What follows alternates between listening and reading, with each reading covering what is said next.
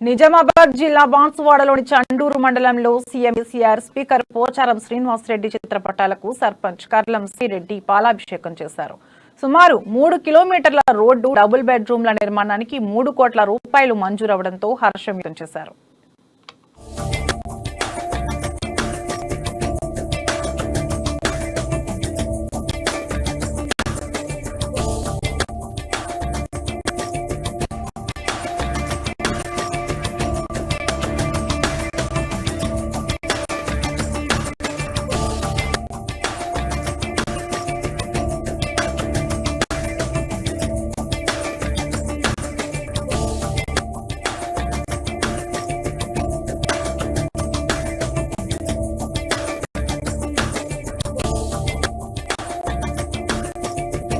మన గ్రామం మధ్యలో ఉన్నటువంటి ప్రధాన రహదారి ఆర్ఎన్బి రోడ్డుకు 3 కోట్ల రూపాయల మంజూరు చేసి డబల్ రోడ్డు, రైళ్లు, లైటింగ్